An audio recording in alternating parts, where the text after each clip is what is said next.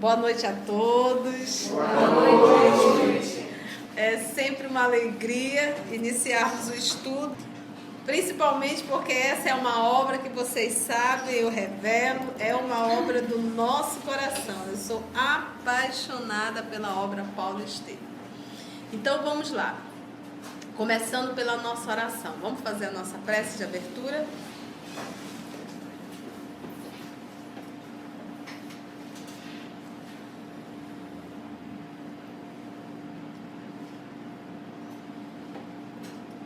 Senhor da vida,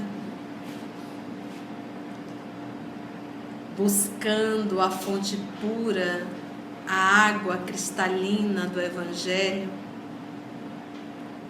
água essa, Senhor, que nos sacia, que nos fortalece, que nos inspira, que nos ampara. E estudar, Senhor Jesus, a obra Paulo Estevam, é nos aproximar um tanto mais de Ti, daquele cristianismo nascente.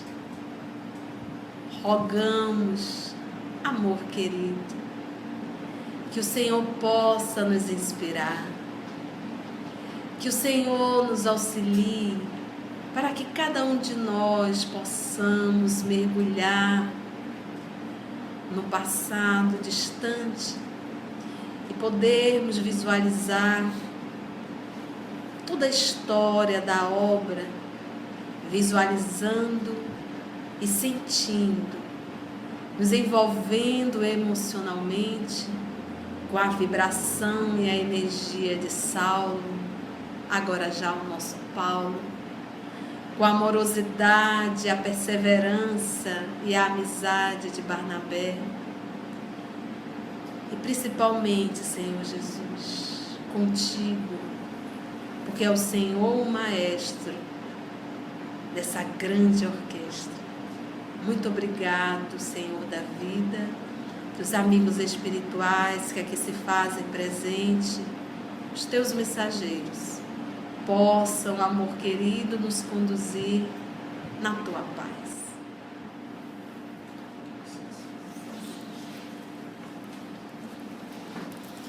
Então, nós estamos da comitiva, agora só persevera Paulo e Barnabé. O nosso menino João Marcos retornou para a casa da mãe, Maria Marcos.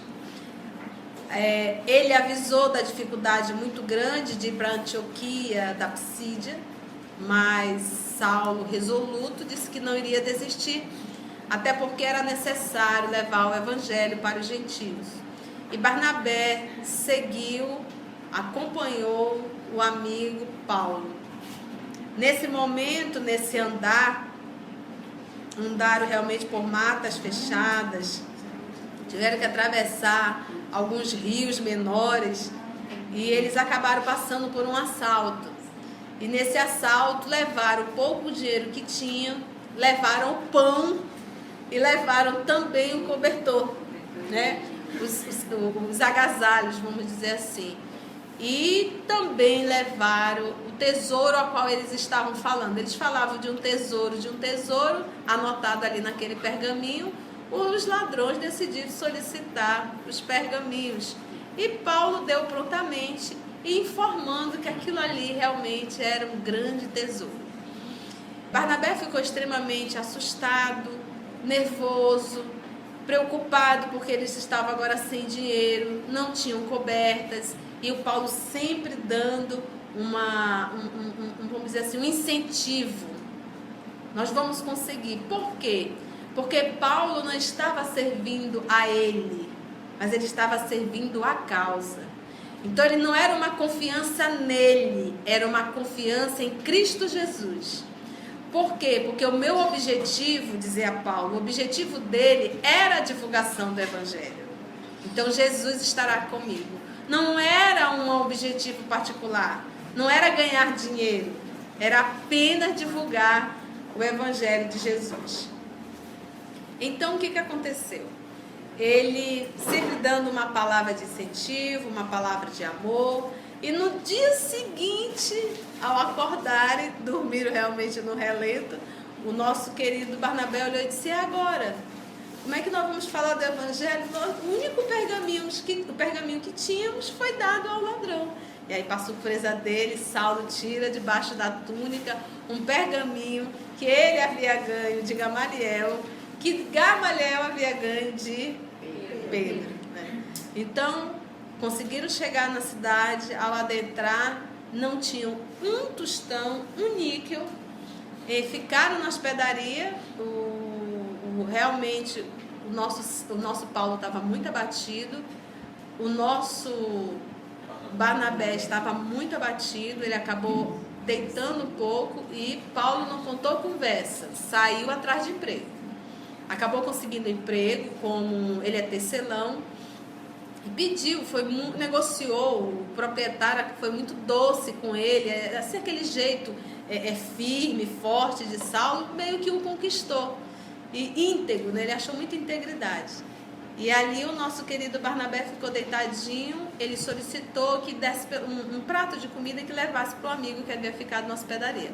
Quando o cidadão foi, para surpresa dele, Barnabé não estava lá. Ele voltou e Paulo ficou apreensivo. Mas, meu Deus, Barnabé não está lá, e o que aconteceu? Então, nós estamos nesse momento que Saulo está voltando para a hospedaria, e agora ele vai saber da novidade. O que tinha acontecido, por que Barnabé não estava ali. Bora lá? Então, nós teremos aqui o nosso Barnabé, o nosso Paulo, fazendo esse diálogo. E vai entrar também uma terceira pessoa, que é o proprietário não da hospedaria, mas vamos dizer assim, aquele que vai ser o patrão do Saulo, que é o dono, né, da tecelagem, né? Bora lá? Só finalizando esse último que nós comentamos. No dia seguinte, quando Paulo regressou da oficina, teve de esperar o companheiro com alguma ansiedade. O mensageiro de Ibraim, que levara a refeição de Barnabé, não o havia encontrado. Após alguma inquietação, o ex-rabino abriu-lhe a porta com inexcedível surpresa. O discípulo de Pedro, que é quem? Barnabé, parecia extremamente abatido, mas profunda alegria lhe transbordava do olhar. Explicou que também ele conseguira trabalho remunerador.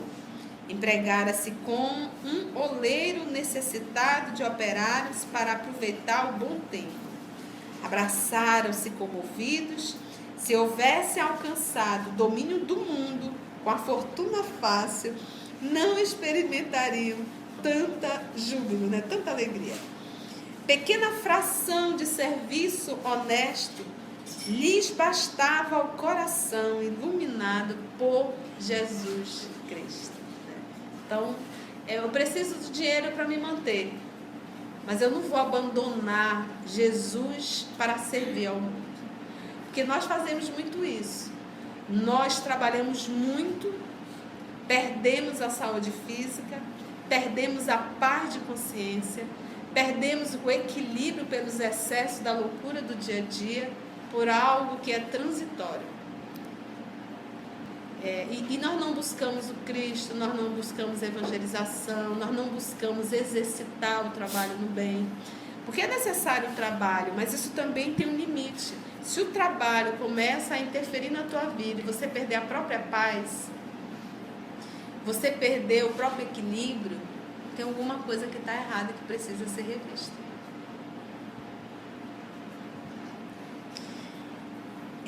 No primeiro sábado de permanência em Antioquia, os mensageiros do Evangelho dirigiram-se à sinagoga local. Ibraim, que é o patrão de Paulo nesse momento, que é o dono, né, da tecelagem, não é isso?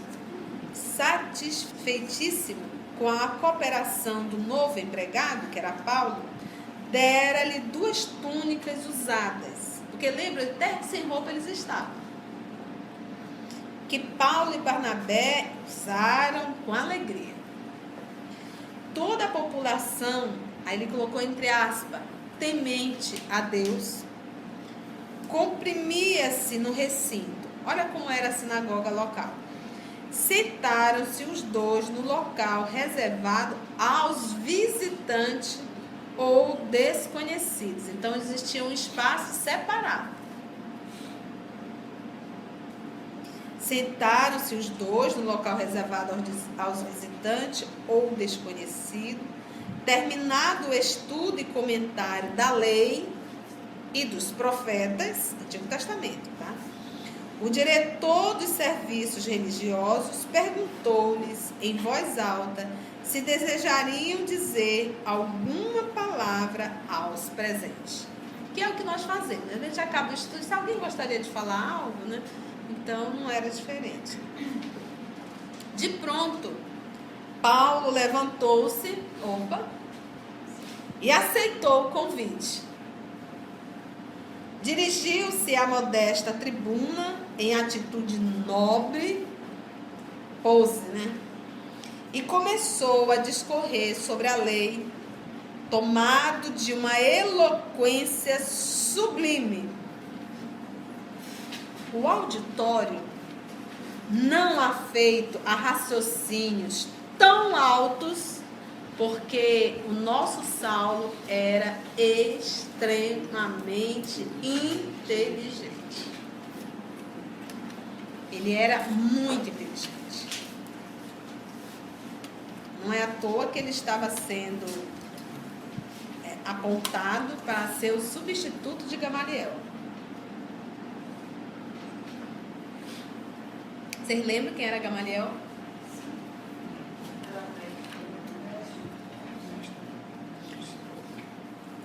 Não afeito a raciocínios tão altos, seguia-lhe a palavra fluente como se houvera encontrado um profeta autêntico a espalhar maravilhas. Os israelitas não cabiam em si de contentes. Até então ele só está falando da lei. Você imagina, você tem um doutor da lei de Jerusalém falando aqui numa sinagoga simplesinha na Antioquia da Psídia. O homem era de lá, de Jerusalém, do templo. É como se saísse alguém assim de uma cidade de intelectuais e de repente fosse pregar lá no interiorzinho do Amazonas. Então, uma abordagem que aí os israelitas dizem, meu Deus, olha, chegou, é um profeta.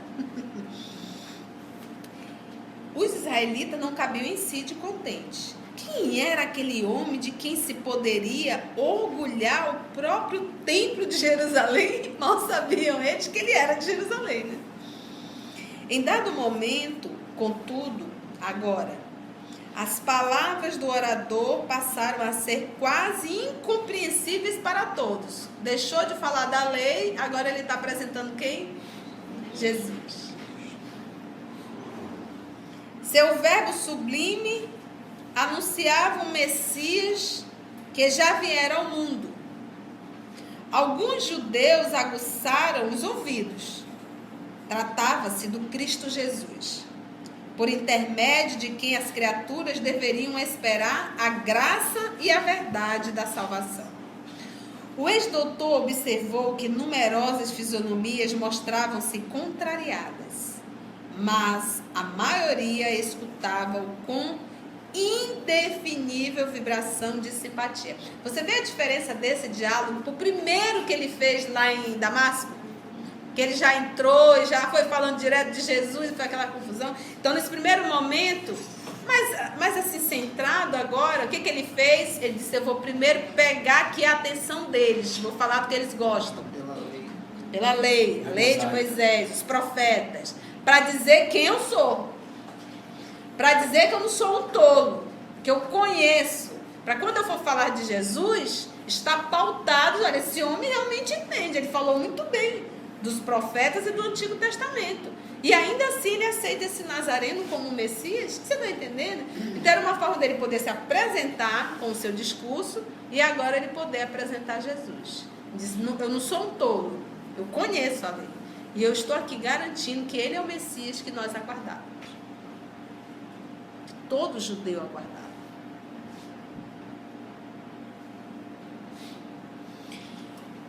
Tratava-se do Cristo Jesus. O ex-doutor observou que numerosas fisionomias mostravam-se contrariadas, mas a maioria escutava com indefinível vibração de simpatia.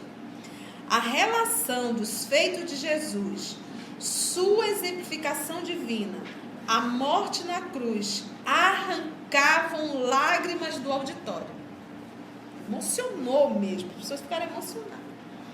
O próprio chefe da sinagoga estava profundamente surpreendido. Ele foi retratando todos os feitos do nosso Senhor Jesus. Gente, foram 3 anos no deserto, estudando os pergaminhos, as anotações de Levi, todos os dias. Finalzinho da tarde, ele a Cliprisca, estudando, mergulhando, refletindo. Muitos ele trazia com certeza já de cor. Que até porque era da própria cultura, né? Decorar, aprender. Terminada a longa oração, e o Emmanuel coloca, longa oração, o novo missionário foi abraçado por grande número de assistentes. Ibrahim, que era o seu chefe, vamos dizer assim, que acabava de conhecê-lo sob novo aspecto, porque até então ele não conhecia, né? Só conhecia ali o profissional, tecelão. Cumprimentou-o radiante. Eustáquio, o oleiro, nós temos aqui um segundo personagem, que dera trabalho a Barnabé, aproximou-se para as saudações, altamente sensibilizado. Os descontentes, no entanto, que sempre os terá, nunca vai conseguir agradar a todos. E se você viver na vida querendo agradar a todos, você vai sofrer bastante por isso. Os descontentes, no entanto, não faltaram. O êxito de Paulo contrariou o espírito fariseu da Assembleia. Muito sabe, pouco vive.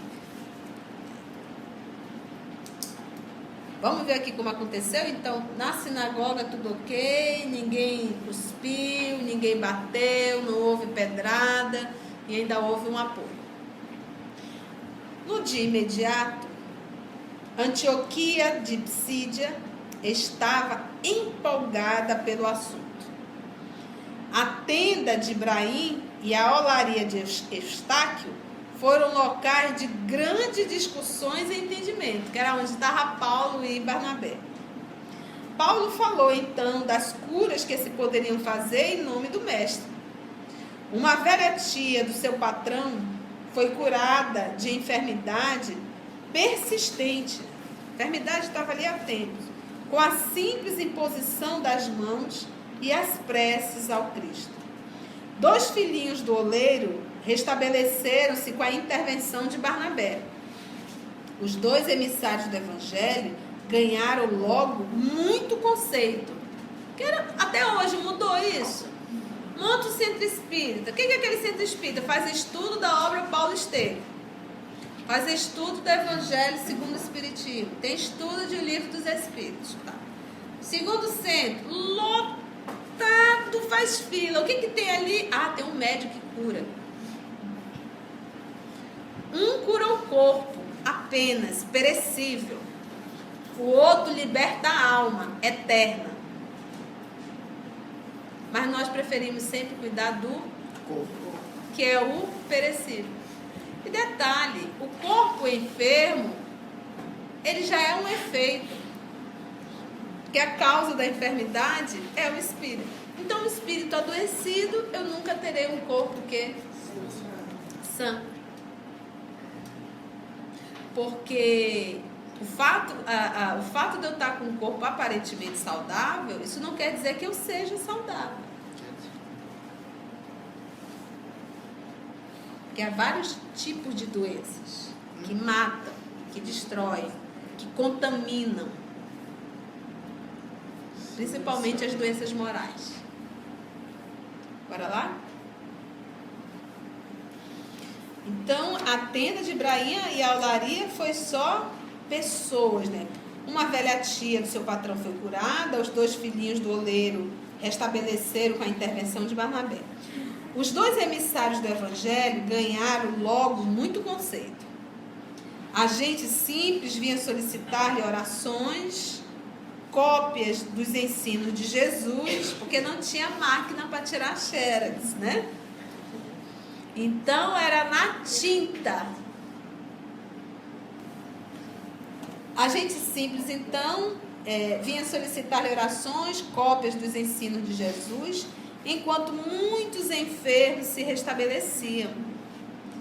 Se o bem estava crescendo, paralelo estava o quê? A animosidade. Contra eles também crescia, de parte dos mais altamente colocados na cidade. Iniciou-se um movimento contrário ao Cristo. Porque, meus irmãos, a gente lendo o livro O que é o Espiritismo, lendo obras póstumas, o Espírito de Verdade fala a Kardec que os maiores inimigos ele encontraria bem próximo dele, junto ao movimento espírita. Se eles querem destruir a causa, eles têm que estar dentro da causa para poder destruir. Então, às vezes, tem trabalhos grandiosos que o próprio irmão espírita destrói o trabalho do outro, sendo usado, porque estão inseridos nesse meio, nesse movimento. No caso aqui, eram realmente o quê? Os inimigos do Evangelho, encarnado e desencarnado, atuando sobre eles para que pudessem o quê? Destruir. Destruir o trabalho realmente da implantação do Evangelho. E até hoje. Então você vê aqui, o que mais chamou a atenção aqui do povo como um todo? Primeiro foi realmente a dialética dele, a fala dele, a inteligência dele. Mas ele vai falar de um Senhor. Então, para comprovar a grandiosidade do Senhor, ele tem que fazer prodígios em nome do Senhor. E um dos prodígios é o quê? A cura. Mas isso é nada mais, nada menos do que um material pedagógico. Isso não é importante. Dia chegará que nós não mais vamos levantar a mão para o céu e dizer assim: Senhor, me livra dessa enfermidade. Senhor, me livra desse problema que eu estou passando. Não vamos mais. Nós vamos ter maturidade suficiente para dizer: Senhor, me ajude a tirar as lições que eu tenho que tirar dessa enfermidade, dessa dificuldade. E me dê força para passar por ela, que é para eu aprender a lição e não ter mais que repetir. Você está entendendo? Então isso aqui, mano, veja simplesmente como um material pedagógico. Que para muitos de nós o melhor é estar doente. É um método. Adoecido. É um método, né? É um método. É igual quando a gente orava antes falando afasta esse, né? Que hoje a gente ora já pelos inimigos. Vai colher, né? O próprio Jesus nos solicita: orai por todos aqueles que vos perseguem e caluniam. Ele não manda a gente pedir para afastar. Então aqui começa a ação das trevas. Mas por quê? Tem campo, tem terreno para que eles possam plantar essa discórdia. Se não tem terreno, eles plantam, mas ali não germina. Porque o teu terreno não está apropriado para receber aquela intriga e germinar. E, gente, eles são tão sutis, a gente sempre fala isso. Por isso que nós temos que vigiar muito, o nosso pensamento. Se você começa a trabalhar o pensamento, você já nem fala mais. Da parte dos mais altamente colocados na cidade. Iniciou-se o movimento contrário ao Cristo. Começou, gente. Não obstante a continuidade das pregações de Paulo, aumentava entre os israelitas poderosos a perseguição, o apodo, a zombaria e a ironia. Os mensageiros da Boa Nova, entretanto, não desanimaram. Confortados pelos mais sinceros, fundaram a igreja na casa de Ibrahim. Olha lá, justamente onde ele foi. Exatamente. Casa de igreja, reunião. Sim, igreja, reunião. Igreja aqui, congregação, tá? Não é o templo. Hoje, igreja é templo. Confortados pelos mais sinceros, os israelitas então poderão. Os mensageiros da Boa Nova, entretanto, não desanimaram. Confortados pelos mais sinceros, fundaram a igreja na casa de Ibrahim. Quando tudo ia bem, eis que o ex-rabino, ainda em consequência das vicissitudes experimentadas na travessia dos pântanos da Panfilha, ele cai gravemente enfermo. É uma lei natural. O corpo passou por situações complicadas, atravessando em pântanos, dormindo ao relento, alimentação não muito boa. Então faz parte aí o quê? Enfermar o corpo. E aí eu vou me revoltar e dizer, poxa Jesus, imagina Paulo, eu estou aqui pregando o teu evangelho, fazendo o maior esforço, tu me manda uma situação dessa, então é outro ponto. Não existe protecionismo na lei. Se eu tiver que passar pela enfermidade, eu vou passar. E isso até me fortalece. Porque uma coisa é eu adorar a Deus, ser fiel a Deus, quando tudo está muito bem. Outra coisa é eu perseverar na fidelidade quando a vida me coloca em situações que eu não queira passar. Preocupando a todos os irmãos. Durante um mês, gente, foram 30 dias. Esteve sob a influência maligna. Influência maligna. De uma febre devoradora. Então ele também sofreu um ataque de ordem espiritual. Quem é que é a cabeça disso aqui? Olha, aquele ali, ó. Ah, aquele ali? Peraí, tá tendo uma predisposição orgânica? Vamos lá. E o Papai do Céu deixa para fortalecer o seu discípulo. Que detalhe ele colocou aqui, hein? Influência maligna de uma febre devoradora. Barnabé e os novos amigos foram inexcedíveis em cuidados. Todo o amparo, toda a assistência ao nosso querido irmão Paulo. Explorando o incidente, porque ninguém aguardava isso, ninguém imaginava que de repente o trator Paulo iria cair de febre, né? Com febre. Os inimigos do evangelho puseram-se em campo. Porque o que se Saulo calou a voz, agora vamos começar, porque Barnabé não tinha o dom da palestra, vamos dizer assim. Explorando o incidente, o que aconteceram? Os inimigos do evangelho puseram-se em campo, ironizando a situação. Olha aí, ele cura o mundo inteiro e não se cura. Quantos não falaram isso? O próprio Jesus, tu não salvou a tantos, por que tu não te salva a si mesmo? O nosso Chico, que passou várias vezes por várias cirurgias e foi ironizado também. É verdade? Ironizando a situação, havia mais de 3 meses que os dois anunciavam o novo reino. Olha, gente, já estou há 3 meses só na cidadezinha. Havia mais de 3 meses que os dois anunciavam o novo reino. Reformavam as noções religiosas do povo. Curavam as moléstias mais pertinazes. E por que motivo o poderoso pregador não se curava a si mesmo? Mas ele curou tanta gente, porque ele não consegue curar a si mesmo.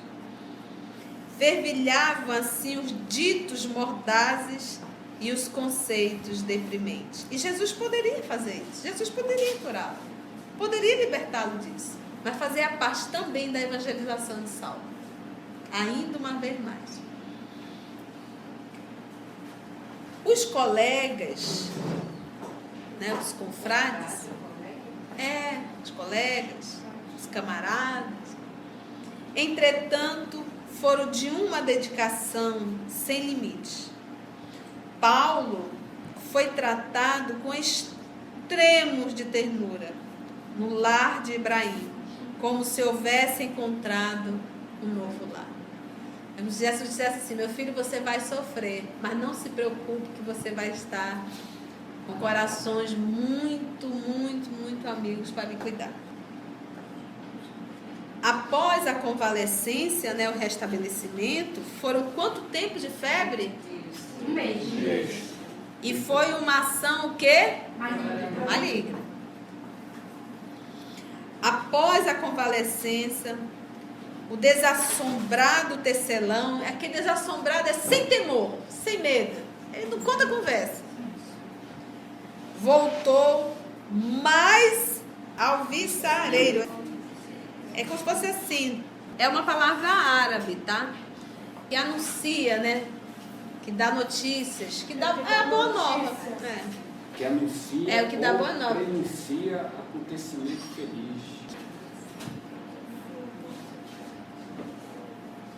Então, o nosso querido Paulo voltou aí mais forte do que nunca.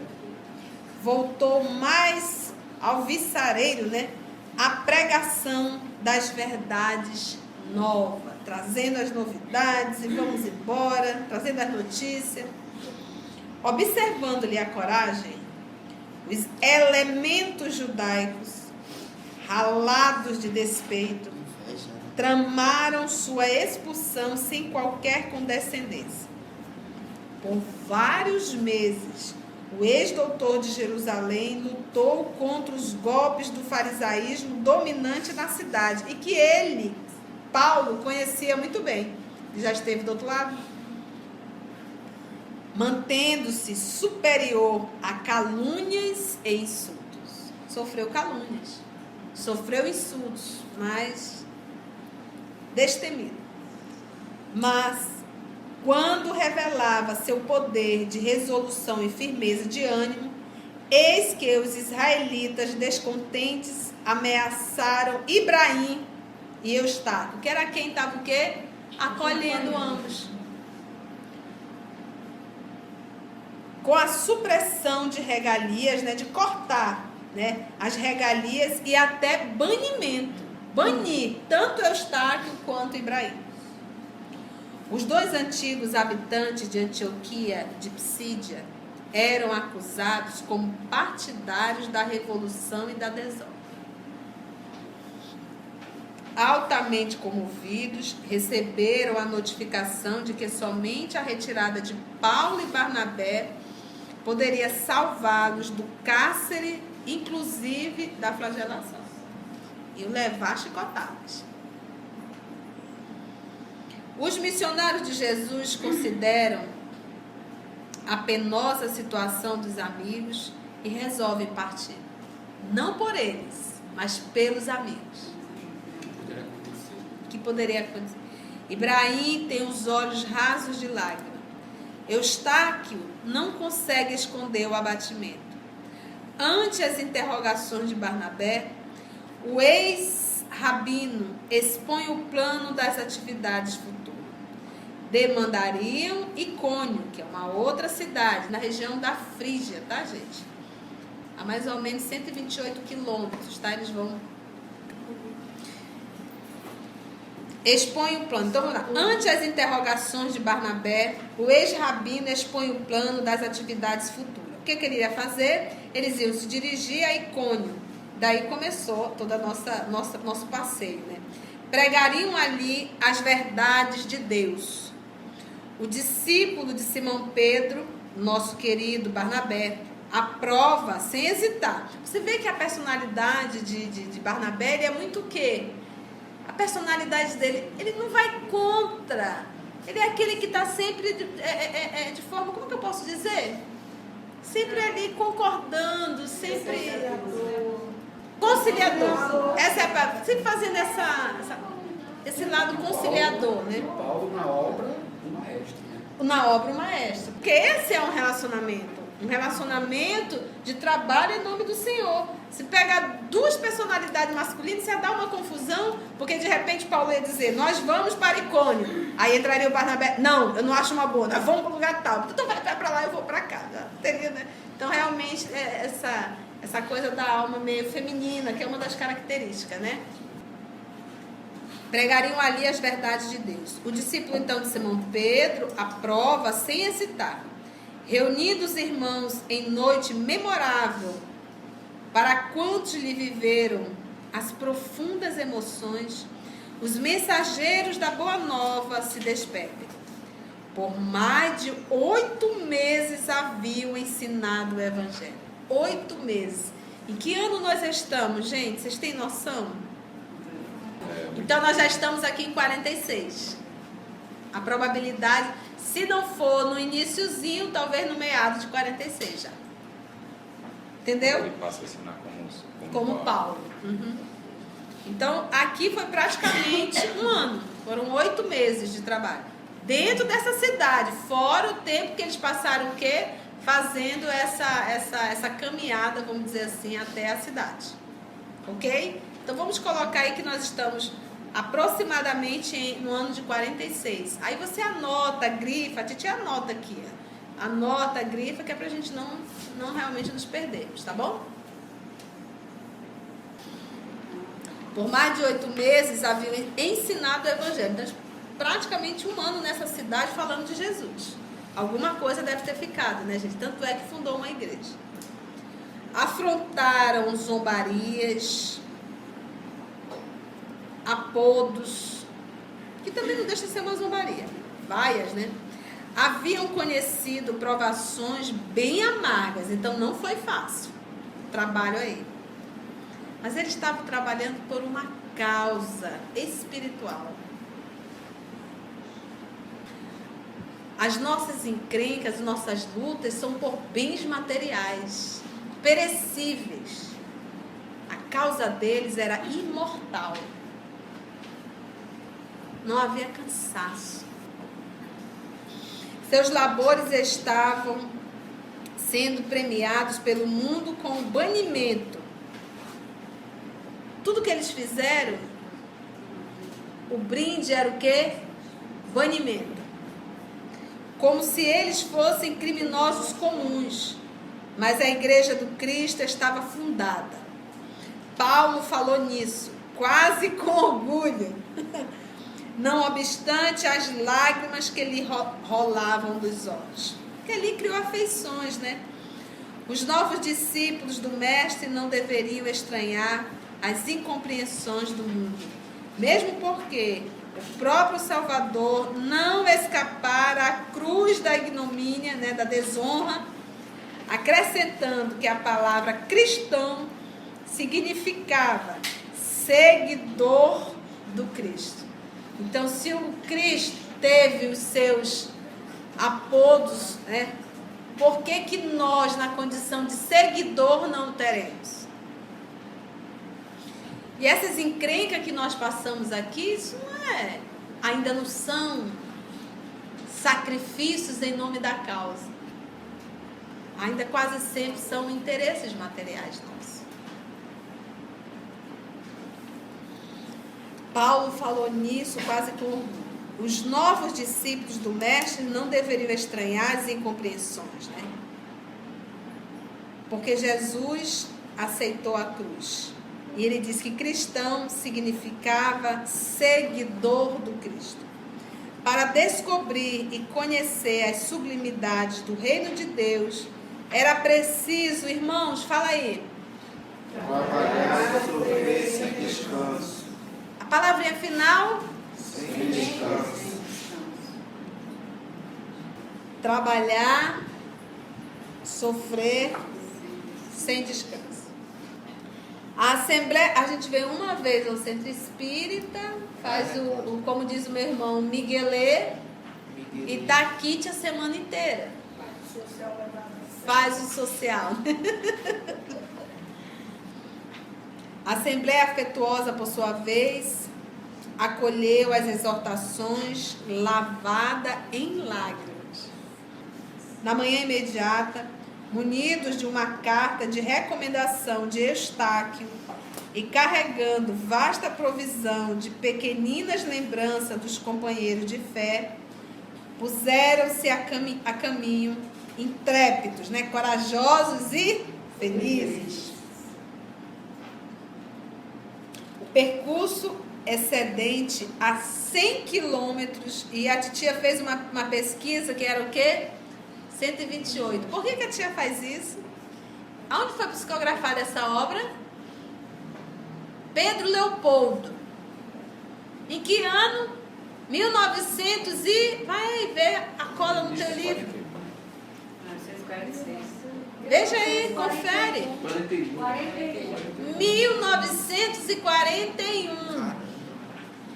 E a informação aqui é exata, falando da distância de uma cidade para outra. A titia vai pesquisar com qual objetivo? Para saber se a Emmanuel está errada? Não tenho a mínima dúvida que ele não errou. Mas é para que nós pudéssemos ver o que é uma obra mediúnica psicografada por o médium. Ele diz a cidade, diz inclusive a distância entre uma e outra. E não são cidades atuais. E nem tinha uma internet, um Google que tu ia chegar lá e jogar. E quem conhece Pedro Leopoldo sabe, é um ovo. Imagina isso em 1940. O que é isso aqui? Fidelidade mediúnica. Então, Emmanuel coloca aqui. E carregando vasta provisão de pequenas lembranças dos companheiros de fé, puseram-se a caminho intrépido e feliz. O percurso excedente, ele diz, um pouco mais, né? A 100 quilômetros, e nós pesquisamos, era 128 quilômetros. Foi difícil e doloroso. Mas os pioneiros não se detiveram na consideração de qualquer... Não deram de João Marcos, vai ser muito difícil, olha que dificuldade isso aqui, a gente não vai conseguir, a gente vai lambuzar o pé todinho ali, a gente vai ter que atravessar nessa lama. Chegados à cidade, uma nova cidade, agora nós vamos entrar em qual cidade? Então ele passou pela ilha, várias cidadezinhas na ilha, foi onde ele conheceu o Luiz Sérgio, e foi na ilha de Chipre que ele modificou o nome, entendeu? E mais ou menos no ano de 45. Lembra que ele foi conhecer o Cristo em qual ano?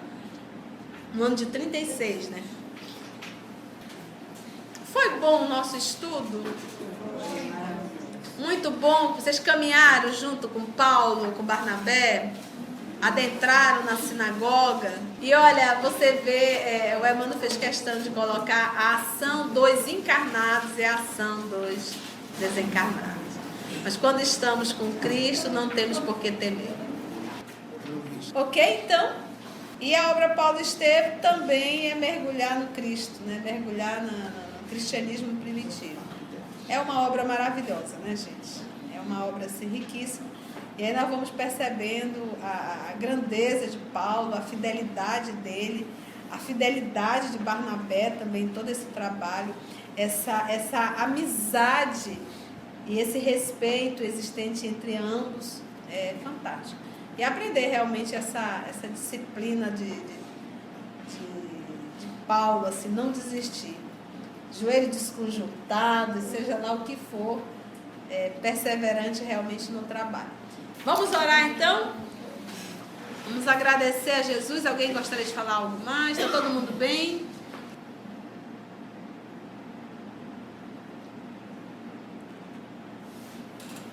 Senhor da vida, hoje, em nosso estudo da obra Paulo Estevam,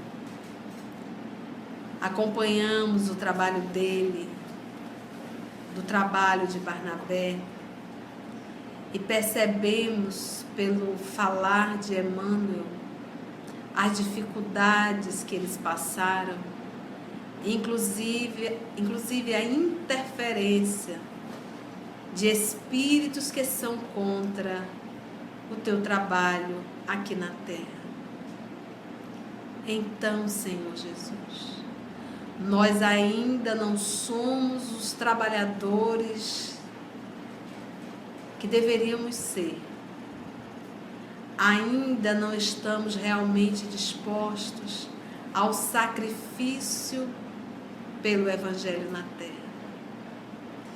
Porque antes de plantar na terra, é indispensável, Jesus, plantar em nosso coração.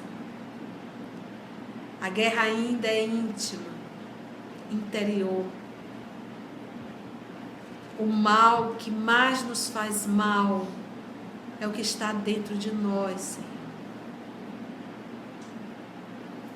Então nos ajuda, amor querido, nesse nosso trabalho interior, para que possamos acelerar um pouco mais, através da vontade firme, e podermos assim, o mais breve possível, nos colocarmos na condição de um servo fiel. Muito obrigada, Jesus, pela acolhida, pelo amparo, pela inspiração, pelo auxílio, pelo alimento, pelo pão e pela água que nos sacia a sede. Obrigada aos teus mensageiros, os nossos amigos espirituais que conduziram esse nosso trabalho. E nos fortalece, Jesus, a todos nós, para que possamos iniciar com esse trabalho do Evangelho em nosso coração.